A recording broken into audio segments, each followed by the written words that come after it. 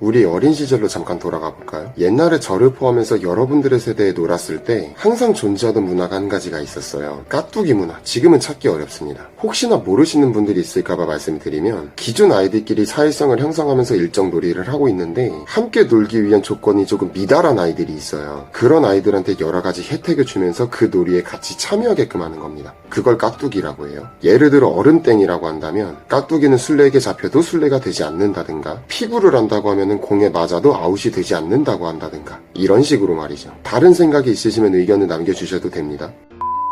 두 가지의 관점이 있어요. 당연히 긍정적인 관점과 부정적인 관점이겠죠. 첫 번째 관점, 깍두기 문화를 긍정적으로 바라보는 겁니다. 깍두기를 시켜서라도 그 친구를 더 챙겨주고 생각하고 위하면서 어떻게든 함께 친해지려고 노력하는 과정이라고 해석하는 거예요. 그렇게 함으로써 아이들과 더 가깝게 지내고 그들의 사회성에 더 가깝게 만들어주는 거죠. 단 한 명의 아이도 소외시키지 않는다는 결과를 가져온다는 말도 있고요. 그렇기 때문에 좋은 문화라고 하는 의견입니다.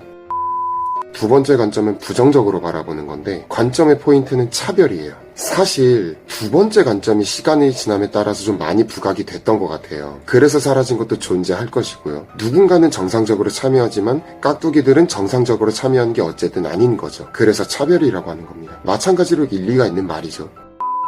근데 사실 제가 말하고자 하는 것은 어느 한쪽을 지지한다고 하려는 게 아니에요. 제가 비판하려고 하는 건 두 관점의 공통점이기는 한데 둘 다 깍두기가 될 수도 있는 아이의 의사를 반영하지 않았다는 거예요. 이게 무슨 말이냐면 아이의 의견에 따라서 깍두기가 돼서라도 그 친구들과 놀고 싶은 아이들도 분명히 있을 거고요. 함께 놀고는 싶은데 그런 식으로 차별받고 싶지 않은 아이도 있을 거예요. 근데 그게 반영이 되지 않았다는 겁니다. 제가 거의 모든 영상에서 대화의 중요성을 많이 강조한다고는 하는데 이것도 역시 대화 부재예요. 우리끼리 찬성반대할 게 아니라 그 상황에 맞춰서 아이가 어떤지 의사를 물어보면 해소가 되는 거거든요. 이거 체육 수업 할 때도 사실 마찬가지 현상이 나타나거든요. 체육 수업을 할 때도 아이들이 연령이 같다고 하더라도 절대적인 운동 능력이 다 달라요. 그걸 무시하고 수업 내용을 아이들 모두에게 다 통일시켜서 진행하라고 하는 것은 한계가 좀 있어요. 분명히 누군가는 평균 이상의 아이들도 있을 거고요. 또 누군가는 평균 아래에 깍두기 같은 애들도 존재합니다. 그래서 저의 경우는 의사를 물어요. 예를 들어 내가 몇 층까지 높이 점프할 수 있을까라는 주제가 있으면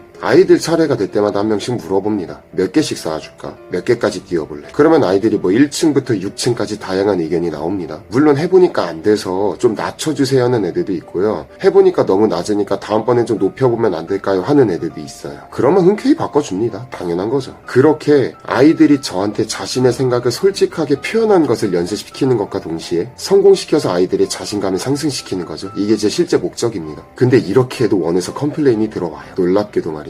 뭐냐면 사진마다 아이들이 높이 뛰는 높이가 다르니까 부모들이 차별한다고 한다는 사례도 있었고요. 아이의 수준을 선생님이 정하고 수업을 하면 어떻게 하냐라고 하면서 불평을 제기하는 경우도 있었어요. 물론 저는 죄송합니다 하고 그냥 넘기고 개선하겠습니다 하고 넘기긴 했었었는데 사실 수업을 직접 보셨더라면 니들이 그런 소리가 과연 나올까 싶기는 했었어요. 아무튼 최근 이런 의사 표현을 묻고 수업을 진행하는 것조차도 쉽지 않습니다. 차별이 드러날 수 있기 때문이죠. 의사를 묻고 그 의사 결과에 따라서 차이가 발생할 수 있어요. 근데 그게 사진상으로나 겉모습으로 별로 보기 좋지 않다는 이유로 이조차도 못하게끔 한다는 것이 지금 이 현실입니다.